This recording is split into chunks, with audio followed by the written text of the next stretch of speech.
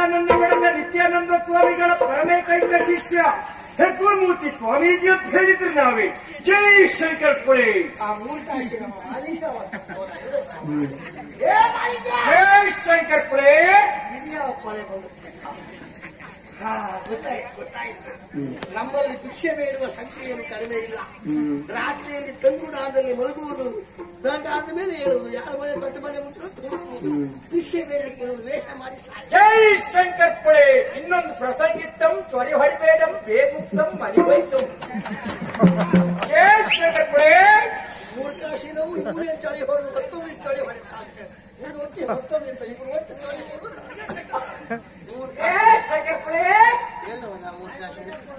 ಸ್ವಾಮಿ ಯಾವುದೋ ಸ್ವಾಮಿಗಳ ಧ್ವನಿ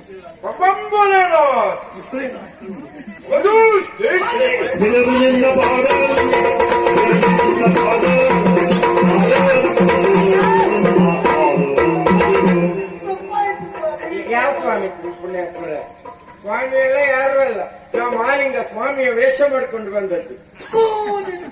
ನೀವ್ ಹೇಳಿದ್ದಲ್ಲ ವೇಷ ಮಾಡ್ಕೊಂಡು ಬಾ ಅಂತ. ಬಿಟ್ಟಿಯೋ ನನ್ನ ಮರ್ಯಾದಿಂದ ತೆಗೆದು ಬಿಟ್ಟಿಯೋ ಪುಣ್ಯ ಅಂತ. ನನ್ನ ಅಪ್ಪನ ಕಾಲು ಹಿಡಿದವ ಅಲ್ಲ, ಅಮ್ಮನ ಕಾಲ ಹಿಡಿದು ಮುಟ್ಟಿದವನೇ ಅಲ್ಲ.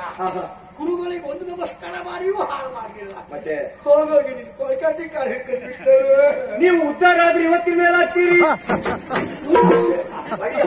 ಈ ರೀತಿಯಾದ ವೇಷವನ್ನು ಮಾಡಲಿಕ್ಕೆ ಬಲವಾದ ಉದ್ದೇಶ ಉಂಟು. ಇವತ್ತಿನ ಕಾಲದಲ್ಲಿ ಜನರು ನಂಬುವುದಿದ್ರೆ ಈ ರೀತಿಯಾದಂತಹ ಸನ್ಯಾಸಿ ಸಾಧು ಸಂತರಗಳನ್ನ ಮಾತ್ರ. ಹಾಗಂತ ಈ ವೇಷ ಮಾಡುವವರೆಲ್ಲರೂ ಜನರಿಗೆ ಮೋಸ ಮಾಡ್ತಾರಂತಲ್ಲ. ಇವತ್ತು ತ್ರಿವೇಣಿಗೆ ಮೋಸ ಮಾಡ್ಬೇಕಂತಲೇ ನಾ ಈ ವೇಷ ಮಾಡಿದ್ದು. ಒಡೆಯ ನಾನೇ ಮೋಸ ಹೋಗಿದ್ದೇನೆ.